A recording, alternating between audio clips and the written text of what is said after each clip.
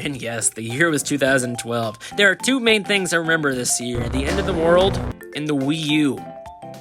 That might just count as one thing, I don't know. I've talked about the Wii U countless times on this channel, and so have many other YouTubers, but basically what you need to know is that this console was a complete failure. You know that by now, everyone go buy a Switch. I was one of the 6 people who actually bought this thing at launch, and the game selection, while more robust than I think I've seen people give it credit to, didn't have a lot of immediate system sellers, but there was one title that in my heart that I knew was going to be good, but slept on, because I grew up with all the Scribblenauts games, and so when I saw Scribblenauts Unlimited, the series' first HD title. This is a match made in heaven. The Wii U gamepad was meant for this series, and it finally meant that this series could have a place to shine. It also came out on the 3DS and iOS. Shh, I want to pretend like the Wii U mattered at all, okay? Now I gotta complain. I am recording this on the Scribblenauts Mega Pack re-release, which packaged this and Scribblenauts Unmasked, the next game, together for modern consoles. These are inferior versions of the game in my opinion, but I don't own a Wii U right now, so this was the most convenient way for me to capture footage. Despite these games being worse than the Wii U versions, I'm going to talk about the Mega Pack changes after. For now, I wanted to just focus on the game itself and not let the flaws of the re-release distract from that. Anyways, this is the first Scribblenauts game to get a story, and there's voice acting. Can pigs fly? Well, yeah, I guess they can. It's Scribblenauts. We learn about Maxwell's parents, Edgar and Julie, who had 42 kids apparently. Maxwell's one of them, of course, and we're introduced to Sister Lily, who gets her focus for the first time in the franchise and would eventually become a mainstay, even getting added to Scribblenauts Remix as DLC. We gotta talk about the elephant in the room. So we see Maxwell, right? He has quite a particular design that we haven't talked about up to this point, mainly his head. I legitimately thought until this game that he just had like a weird haircut and beard that connected with each other, like kind of like a degen or something. It was just like a redhead. But yeah, what about Lily? Because I don't think she's growing a beard. Also, this game has you create something similar to you at one point, and the solution to the puzzle is a rooster. So yeah, I played the whole series up to this point, living a goddamn lie. There was even a girl version of Maxwell lost in the code for the first 2 Scribblenauts games, also with the chicken hat, so I assume this was the beta design for Lily or something, and I really like Lily. I think it's necessary to have a second character, and it's nice to see the Scribblenauts roster gain another mainstay. So Maxwell's gifted his magic notebook that allows him to make cheese at a given notice, and Lily is given a globe that lets her travel wherever she wants. As I'm sitting here getting ready for a plane ride writing this, that sounds nice. How do I get that? Maxwell creates a rotten apple for an old guy, and the old man turns Lily into stone. That's really stupid. Like, Lily did not deserve that. Why let Maxwell run free, and his sister has to suffer for his action? What is he, a politician? I already made that joke in this video, didn't I? It's still relevant. His farmer brother, Edwin, says to undo the curse, he has to go get a bunch of star rights, and yeah, this story's not mind-blowing, but I do like that it's not overly simple.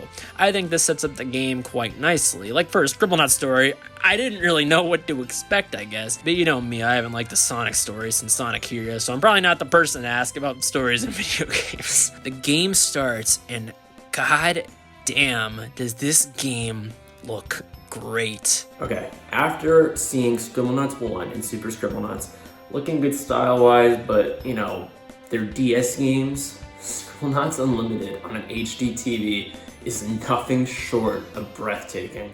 I mean, maybe it's just like getting out of a tunnel and seeing the light. I did just spend 20 hours playing Scribblenauts DS games, but I don't care. Scribblenauts has never looked better. And whether you binge the series up to this point like I have, or you grew up with the first few and then got Unlimited, also like I have, you gotta admit this is breathtaking. It's like a modern cartoon that you can interact with. The backgrounds are super detailed, and while I could tell all the models are still probably reused assets, they look really crisp. It's very easy to distinguish what's in the foreground or background. It's a wonderful presentation. There's tons of worlds here too, like sure you got your classics, desert, water, etc., but there's some really unique ones here too. You got your in-depth city that lets you go into buildings like a hospital, a fire station. There's things like space stations. Obviously nothing too new for the franchise, but what makes Scribblenauts Unlimited different from the older games is that the level system from the past is completely gone in favor of a living, breathing world. There are still some of the normal levels. You could interact with an object that has a starlight floating over its head, and it's the classic Scribblenauts experience, more or less.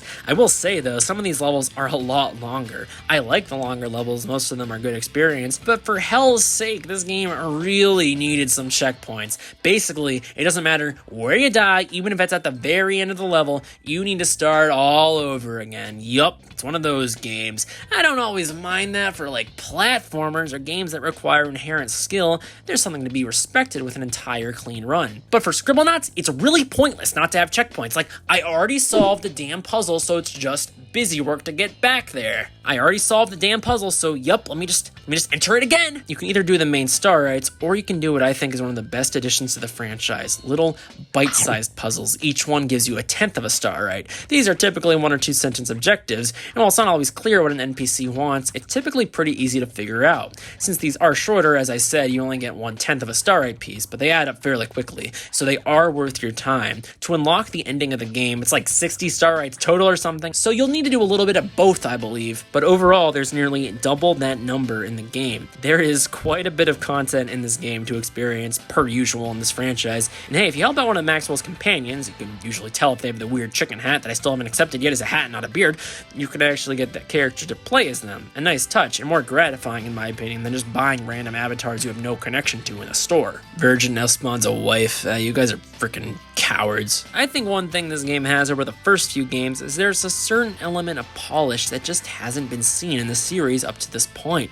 There's screams and voices, and even little things like spawning the general now has a 50-50 chance to either give you a male or female character, something I think is a really nice touch, as in the old games it would just be one model. There are still some glitches and weird things, sure, like I don't know why these UI buttons stayed on screen throughout this entire level. For instance, while even starting a mission, some puzzles are still jank. Here the teacher wanted me to write letters on the board. Okay, here's some letters for you, I guess. But overall, this is by and large the most polished and in-depth Scribblenauts game.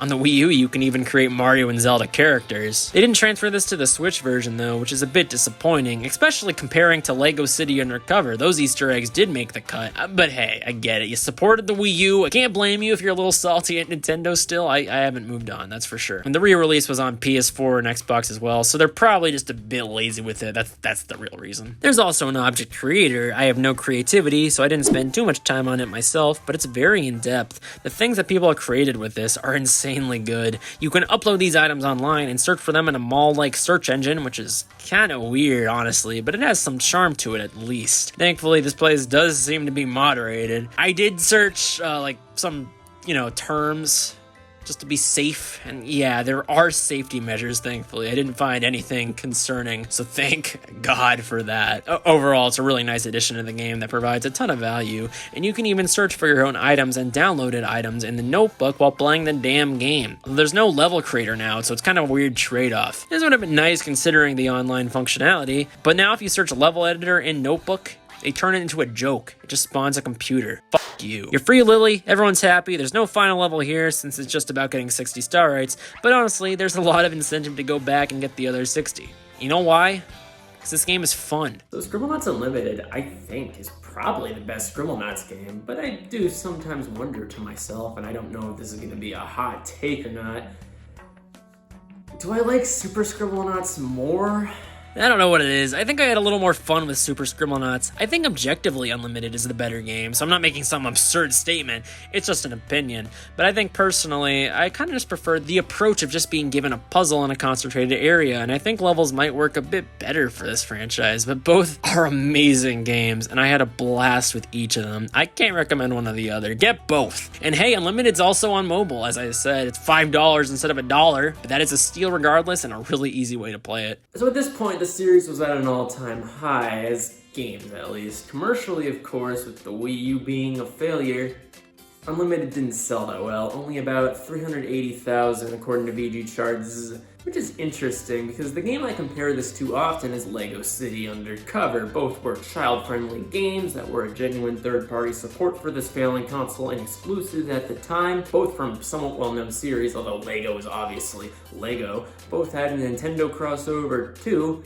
So if I had to guess, the launch lineup in general just kind of buried this game completely. No one really talked about it, and Lego City basically having its own time and period without any competition, well, it would lead to more direct promotion from Nintendo. The question for Scribblenauts would be, what's next for this series' future?